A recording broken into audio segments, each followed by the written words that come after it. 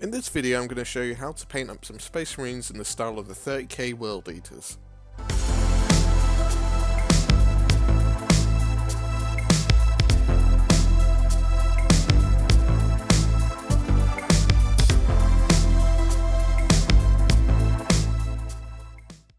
mean, those Space Marines look pretty good. I mean, SprayBlack did a pretty good job on those, so yeah, I guess he took that idea and ran with it. Nice one, Rich. Looking good, looking good.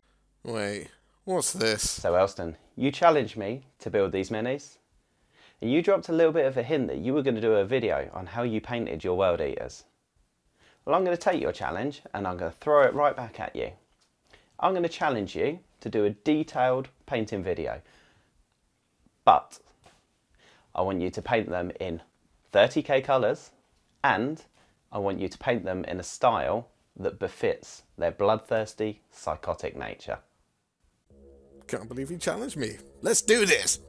So I started with priming the model black, and to be honest with you, I wasn't entirely sure how I was going to paint this up. I thought about doing multiple layers of greys and various things, etc, etc.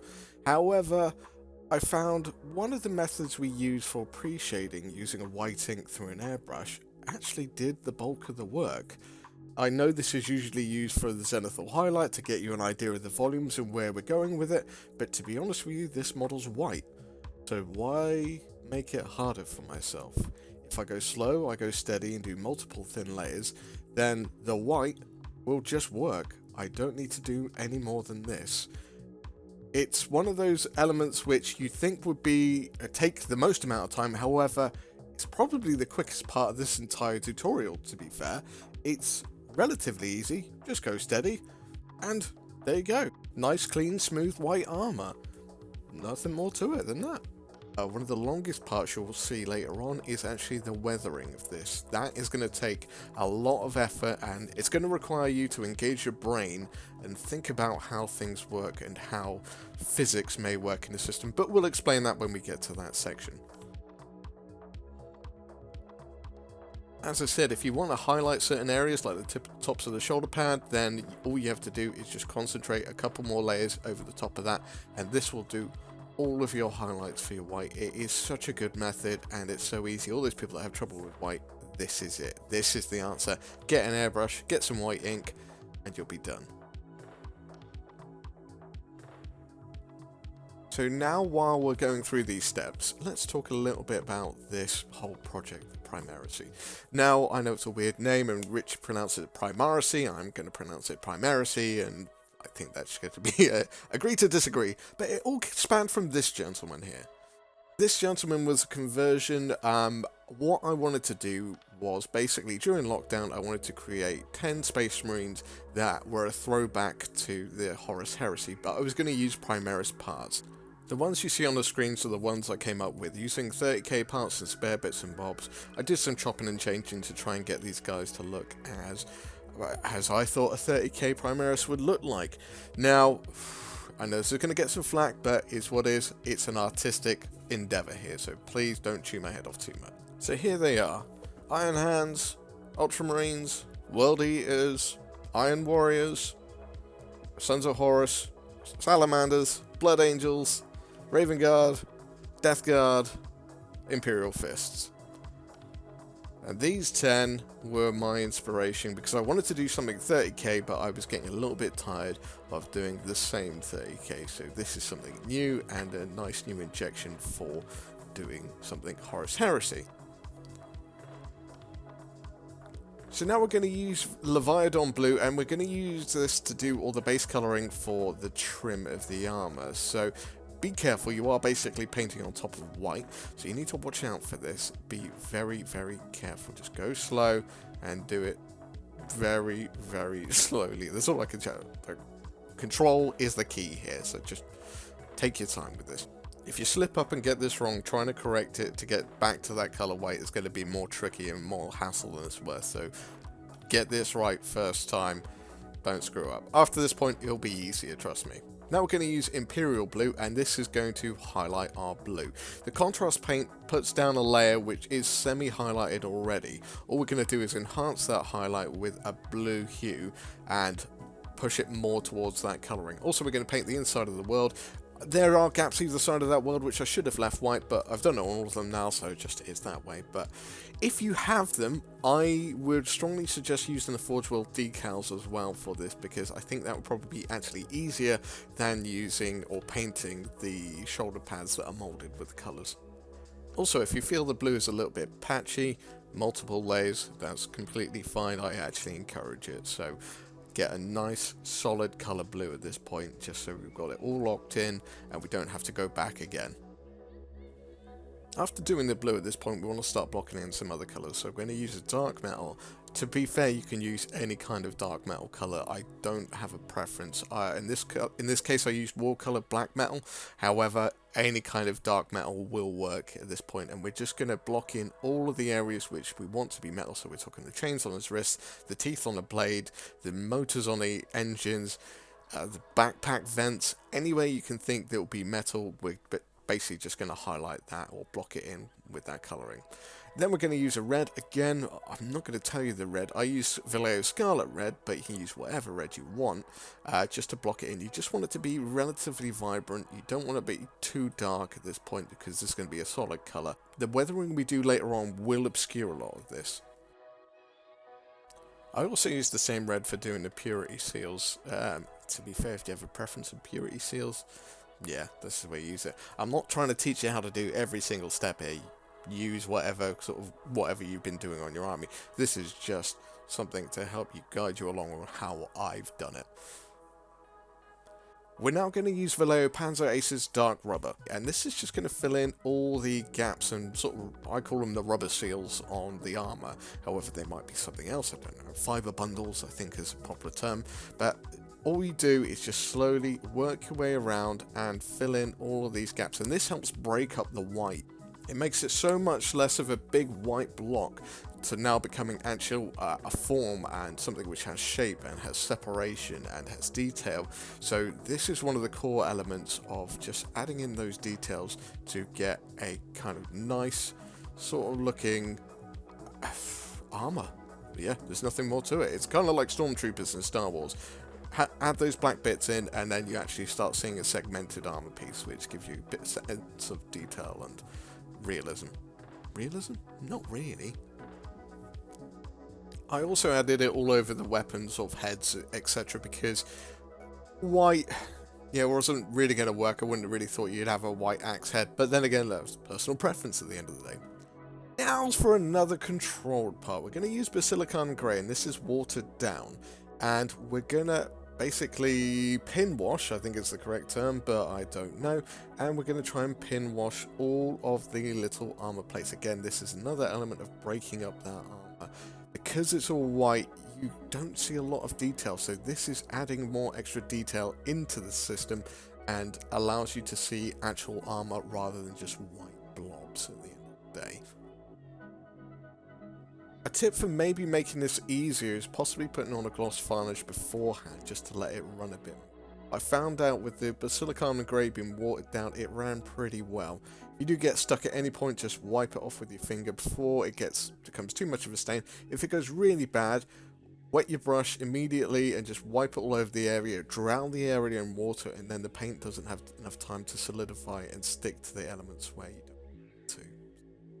Yeah, some little bit of advice on pin washing there, but this helps us define our white block at the moment.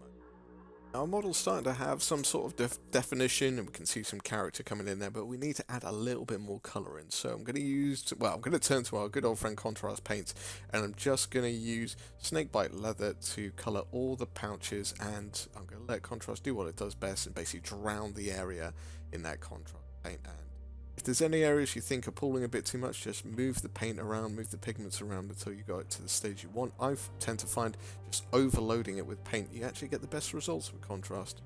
Also as well, with the purity seals, I'm using Xandri Dust here, and this is just marking in purity seals. You can highlight these up later with whatever highlight if you want to go more towards the grey tone, or if you want to go to the sandy tone or light tone. Use a highlighted colour of this, something like bone will be just as good for that. Now I'm going to paint all the sort of handles that we've got so far in black. Again, I just want to get less white in there, more definition in there, so I'm blocking these off with black as well. So all of these steps are little steps in comparison to the big steps we're going to have to do in a moment, but all we're doing is blocking in little areas. Anywhere we can find it, add a little bit of colour into this, we're going to go for it. So we're talking extra sort of handles, straps, the skin of this guy's face. This is the areas we're going to block in, so do this now because the next steps after this are a bit more substantial. Also as well, highlighting up your metal at this point because we want to kind of get this to a finished stage in regards to base colors and highlights. What we're going to do after this will effectively beat down all of our extra work currently, so we're going to cover up a lot of this stuff. So I'm bracing you, I'm warning you in advance, we're going to get messy in a minute, so wait and see.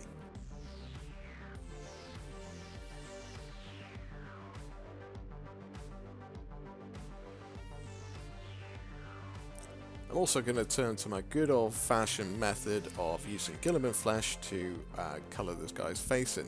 Now, if you've seen my Painting an Empire series, you know this is my favourite way of batch painting, and it works pretty good as a base layer for like individual minis. So yeah, contrast paints, this paint especially, is a godsend for painting flesh because it gives you a base colour, a wash, and a highlight effectively in one hit. Now, here's some fun parts. So this is how to apply decals. So we're going to pick the areas we want decals and we're going to cover it with a gloss varnish. Right, now we need to cut out the decals. If I'd been smart, I would have bought some Forge World decals. However, I didn't. So I improvised by cutting out the X and the 2 from the standard Space Marine one and trying to fit these two together on a sheet to get the number 12. Therefore, World Eaters Legion numbers, so X and 2, 12. We've got our World Eaters Legion numbers, but it does mean we have to put two decals very close together on one shoulder pad, which you shall see in a minute is trickier than it seems. But first, let's cut them all out so we know what we're working with and we've got all our numbers. Then I tend to, instead of putting them in a pot and letting them soak, I actually just soak my desk because I've got a cutting mat here. I can just pour water on them and let them soak in front of me. I find that getting decals off my desk out of a puddle is a lot easier than trying to get them out of a tub full of water. So it just makes my life easier. Give it a try and see if it works for you. But yes, we're going to now apply these to the shoulder pad, and I will let you experience my pain in just a moment with trying to get both of these in position on one shoulder pad. It's just the worst. So if any advice you take away from this, just invest in some Forge World decals, and yeah, enjoy my pain.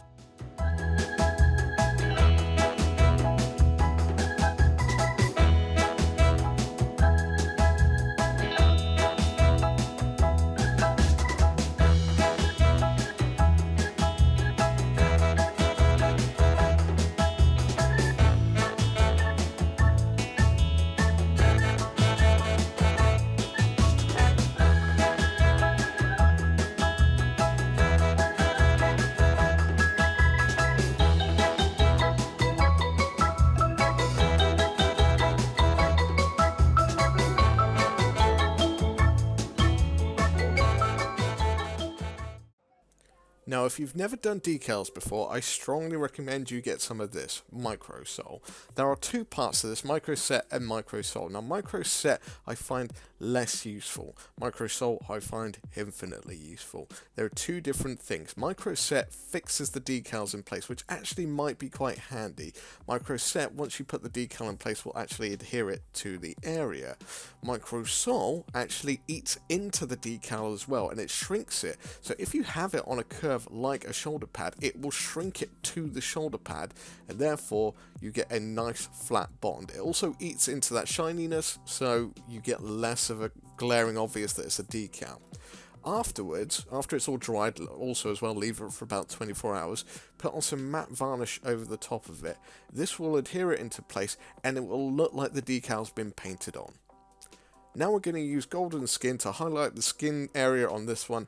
If all you guys have got helmets, just ignore this step, okay? Obviously, you haven't gone down this road. However, if any of you have, I find This is good enough. You won't need much more of a highlight at this point because, as I said, there is a point which is coming up very soon where it's going to be a little bit obscured and there's going to be a lot more attention somewhere else on the model. So up to you. If you really want to go full bore into it, you can. It is your prerogative. However, I'm telling you, what we're about to do in a minute is going to detract from that. Also, as well, if the keen-eyed of you may have noticed that the models are not the same as what I initially did. When I first initially converted, this is what they looked like. I thought some of them looked rather derpy and the physics didn't work on some of them, so I changed them. I've changed them around to have the axe at the right place. The ball and chain guy is now swinging, so he's swinging from the hip. So this just made a bit more sense to me on how they should look. It looked a bit more realistic. Now we're going to the heavy duty part. Weathering. A lot of people in Heresy always told me about sponge weathering. If you guys watch this, you know who you are. They said if I hadn't a sponge weathered, I was some kind of person. We are not sponge weathering here. We are going to paint on every single chip and scratch onto this miniature. And we do this by doing a two-step approach. We put down black and then we put down white. The white goes underneath, and when I say underneath, it goes at the bottom layer of the black. So what happens is light shines down.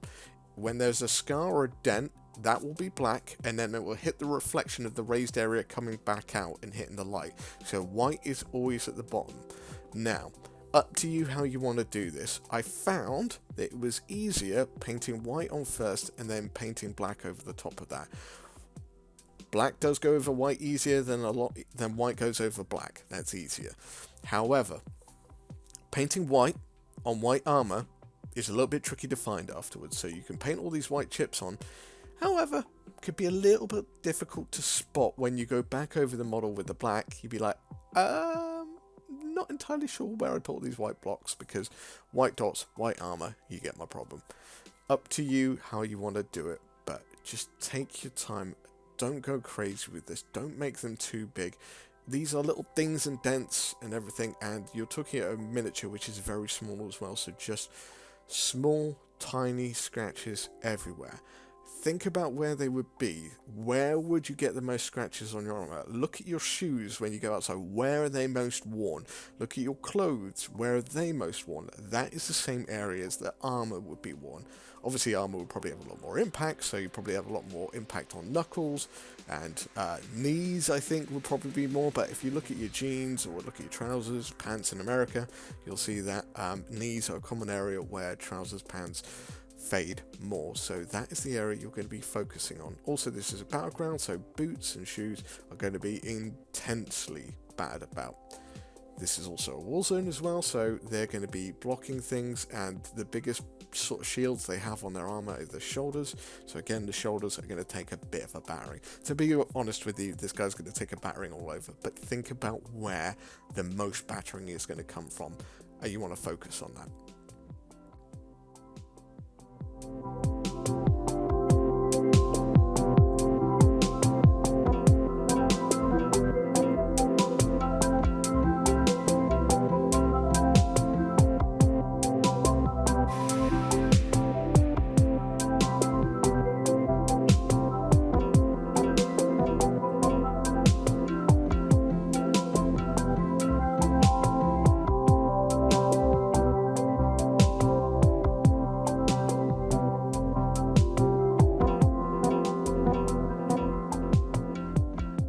Now we're going to use Vallejo Panzer Ace's Shadow Flesh.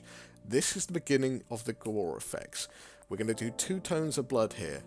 Shadow Flesh, and then we'll use blood for the Blood God. But Shadow Flesh gives us our dried on blood effect. Blood is not always the same colour, it congeals, it dries, and it turns into a different colour than fresh blood. So if you just want to put blood for the Blood God on, that's fine, but you have to assume that at that point in time he has just been splattered with blood. What we're doing right now is simulating someone who has been fighting, has blood splattered on them already, and is still fighting. So they are an element of weathering to blood effects, if that makes any kind of sense. Now, we're going to put some science behind this, okay? So you can put blood on. You can put it on wherever you like, but have a think about where blood would hit. So first off, think about the feet. This is a war zone, there's going to be blood on the floor, it's going to get kicked up, so blood will naturally end up on the shoes, feet, or whatever it may be. Second of all, think about the location of the weapon. For example, this guy here, his axe head is on the right hand side, therefore we're assuming he's swinging with the right side, and therefore the blood is going to be flicking off the chain axe onto his right side. That's where the majority of the blood's going to hit. It's not all going to hit there. Some of it inevitably will go on the left hand side, but the majority is going to go on the right hand side. Now also as well, that's something to think about. Think about fluid. I know that's a weird statement. Think about fluid. If you were to flick paint at this model, like a common thing when people are doing blood effects is they flick the paint on. That's absolutely fine. That is a realistic element of that. However, scale it down. Then also, for example, find a puddle and throw a big rock in the puddle and see where the water goes. It goes absolutely everywhere. Water droplets everywhere, some large, some small, all different sizes, all different directions. Now another thing to think about is what happens after that water droplet hits the surface. Then what does it do? Does it stay there? Does it run down? If it runs down, what happens if it meets a curve? What happens if it meets another object? What does it do after that? And that's the element of thought process to put into this. When you're putting blood effects onto something, you are thinking about how liquid reacts. It's not quite as fluid as water, but it will react a similar way. And water's the easiest effect without actually going out massacring people, and I'm not saying do that, do not do that. You are a nasty person if you do that. However, think about how liquid reacts to things. So if a large volume of water were to hit a surface, what would it do after it hit that surface? Would it stay there or would it run? In elements where you've put a larger concentration, put pools coming down, so drip lines coming down. When you see it hit curves, run it around the curve. Water won't go over a curve, it will go around a curve if it's got the option. So do that first. Also think about where these soldiers are fighting, what they're doing. I always, for some odd reason, come back to an instinctive thing, thinking these guys have got really big knees, so they're just kneeing people in the face, and you'll see big old blood stains right on their knee because they're just slamming themselves into people. But most of them got chain weapons, so you've got to think a chainsaw is going to flick blood like mad, so anywhere there is a chain weapon, there's going to be blood everywhere. But it's not going to completely drench it, so kind of less is more, but also more is good as well. So just play with that balance, use the two tones and get an effect where it's nice because you're seeing dry blood, you're seeing fresh blood, but you're also seeing blood in areas where you think, yeah, that would work, like that would happen. So for example, in the shoulder pads in the corner, it will drip down and pool, and then it will run along the sides, because water or liquid will run at the center of gravity, so when it hits a corner, it will run along that seam. It won't necessarily go over the shoulder pad, it will run along the seam. So that's a common thing, is when liquid hits a crevice, it will run into that crevice. So something to think about, something to have fun with. It can take a while, but yeah, it's worth a punt. Now we're going to use Geek Gaming. This is a mixture of 3 different base ready ranges.